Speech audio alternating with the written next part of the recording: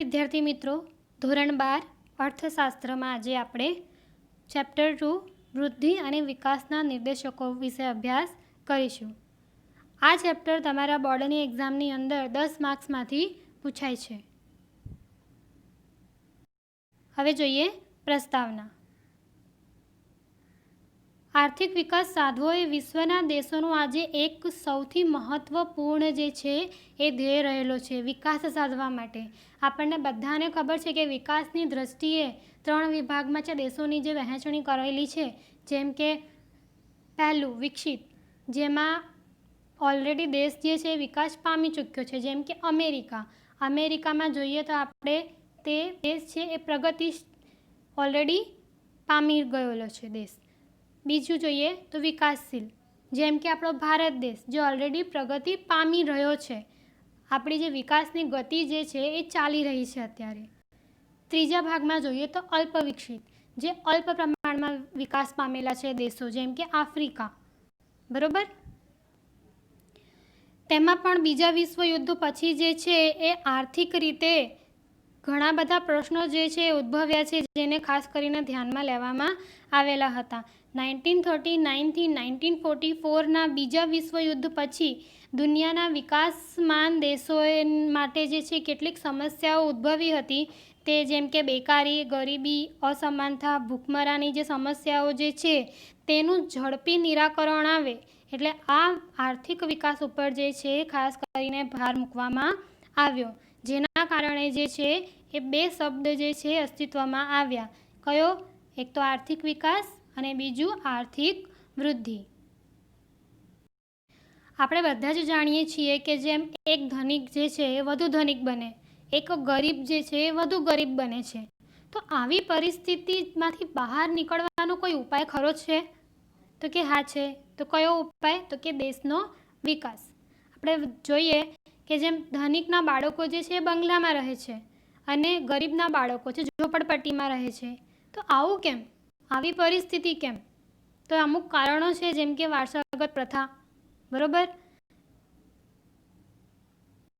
તો આવી પરિસ્થિતિમાંથી બહાર આવવા માટે વિકાસ પર ખૂબ જ પ્રકારનો જે છે ભાર મૂકવામાં આવ્યો છે. જેમ કે જેના કારણે ગરીબી, બેકારી, અસમાનતા અને ભૂખમરાની જે સમસ્યાઓ જે છે તેનો ઉકેલ આવી શકે.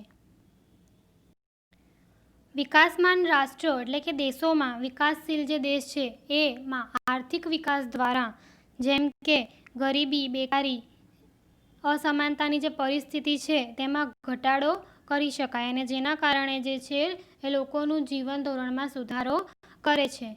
આર્થિક વિકાસ જે છે માથાદીઠ આવક અને રાષ્ટ્રીય આવક એ બંનેનો વિકાસ તો શક્ય છે. જો માથાદીઠ આવક વધશે તો રાષ્ટ્રીય આવક પણ વધશે, અને રાષ્ટ્રીય આવક વધશે તો દેશનો વિકાસ પણ થશે.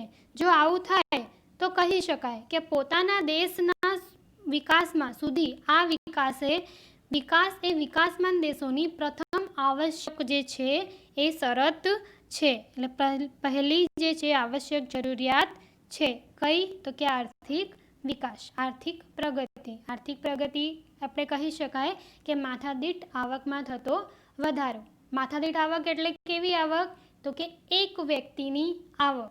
દેશની અંદર જે વ્યક્તિઓ રહે છે એ એક વ્યક્તિની આવક એટલે કે માથાદીઠ આવક.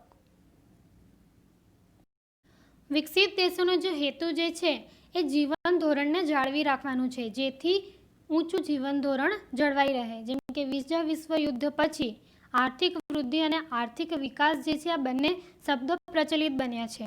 કયા? જેમ કે આપણે જોઈ શકીએ છીએ કે આર્થિક વિકાસ એટલે કે ઇકોનોમિક ડેવલપમેન્ટ અને આર્થિક વૃદ્ધિ ઇકોનોમિક ગ્રોથ, આ બંને શબ્દો જે છે આપણને સામાન્ય રીતે ગણવામાં આવે છે.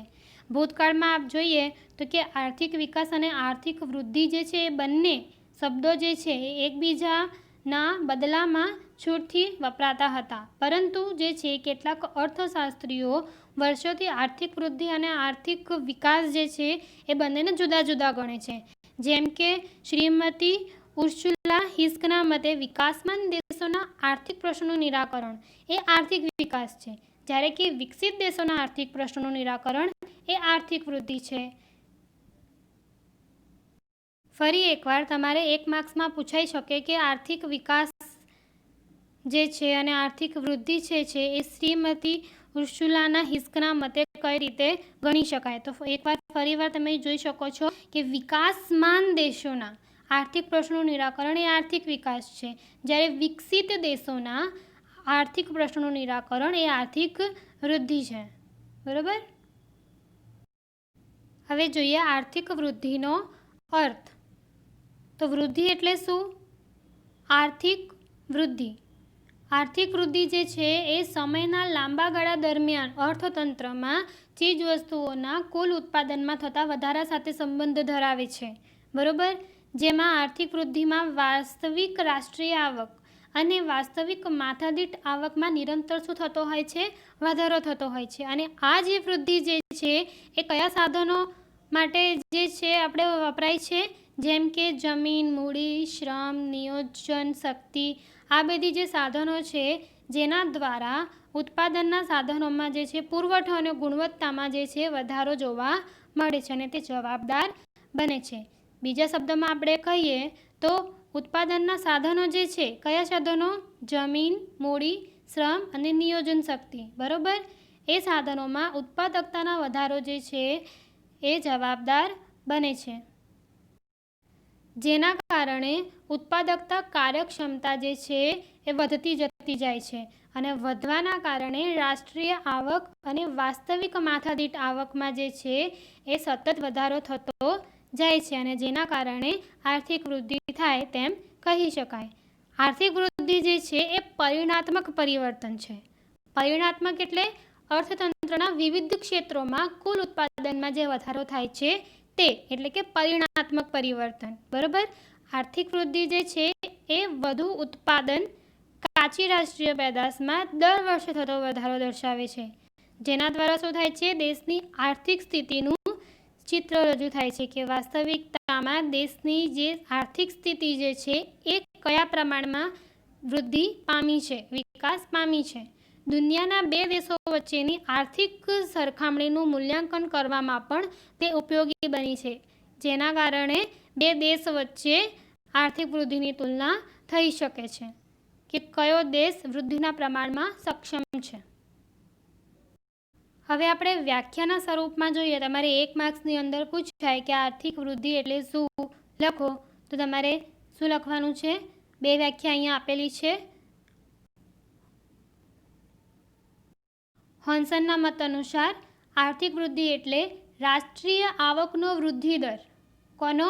રાષ્ટ્રીય આવકનો વૃદ્ધિ દર અથવા વસ્તુઓ અને સેવાઓના કુલ ઉત્પાદન પ્રમાણમાં થતો વધારો.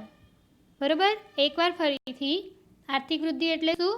રાષ્ટ્રીય આવકનો વૃદ્ધિ દર અથવા વસ્તુઓ અને સેવાઓના કુલ ઉત્પાદન પ્રમાણમાં થતો વધારો.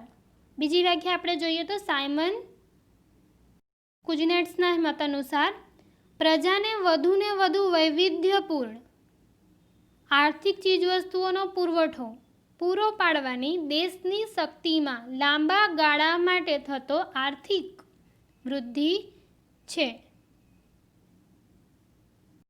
એકવાર ફરીથી, પ્રજાને વધુને વધુ વૈવિધ્યપૂર્ણ આર્થિક ચીજવસ્તુઓનો પુરવઠો પૂરો પાડવાની દેશની શક્તિમાં લાંબા ગાળા માટે થતો વધારો જે શું છે? આર્થિક વૃદ્ધિ છે. હવે આપણે જોઈએ આર્થિક વૃદ્ધિના ખ્યાલની મર્યાદાઓ. તમારે મર્યાદાઓ જે છે પરીક્ષાની અંદર 2 ગુણની અંદર પૂછાઈ શકે. પહેલું, આર્થિક વૃદ્ધિમાં માત્ર પરિણાત્મક પરિવર્તનો જ ધ્યાનમાં લેવાય છે. પરિણાત્મક એટલે અર્થતંત્રના વિવિધ ક્ષેત્રોમાં જે છે કુલ ઉત્પાદનમાં જે વધારો થાય છે તે, એટલે કે પરિણાત્મક પરિવર્તનો જોવા મળે છે. બરાબર. બીજી મર્યાદા જોઈએ તો કે આર્થિક વૃદ્ધિમાં રાષ્ટ્રીય આવક અને માથાદીઠ આવક વધે. જો વ્યક્તિની આવક વધશે તો રાષ્ટ્રીય આવકમાં પણ વધારો થશે, એટલે રાષ્ટ્રીય આવક અને માથાદીઠ આવક વધે, પણ સંસ્થાકીય અને મનોવૈજ્ઞાનિક વલણો જે છે યથાવહ રહે છે.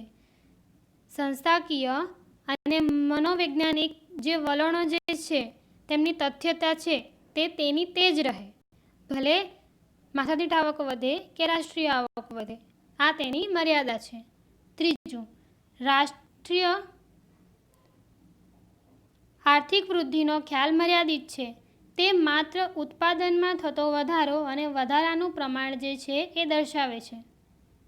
આર્થિક વૃદ્ધિનો ખ્યાલ જે છે શું દર્શાવે છે? ફક્ત ને ફક્ત ઉત્પાદનમાં થતો વધારો અને વધારાનું પ્રમાણ, આ બે જ વસ્તુ દર્શાવે છે. ચોથું, લોકોનું કલ્યાણ તેમજ તેમાં થતા ફેરફારો જાણવા માટે આર્થિક વૃદ્ધિનો ખ્યાલ બહુ ઉપયોગી બનતો નથી. કે લોકોનું કલ્યાણ એટલે વ્યક્તિ જે છે તેનું વૃદ્ધિ અને વિકાસ આર્થિક પરિસ્થિતિમાં કેટલું આગળ વધ્યું છે, એટલે કે લોકોનું કલ્યાણ, સમાજનું કલ્યાણ જે છે તેમાં કેટલા ફેરફારો થયા છે, તેમાં કેટલી વૃદ્ધિ થઈ છે અને વિકાસ થયો છે તે જાણવા માટે જે છે એ આર્થિક વૃદ્ધિનો ખ્યાલ ઉપયોગી બનતો નથી. તો આ હતી આર્થિક વૃદ્ધિના ખ્યાલની મર્યાદાઓ, જે પરીક્ષામાં 2 ગુણની અંદર તમને પૂછાઈ શકે છે.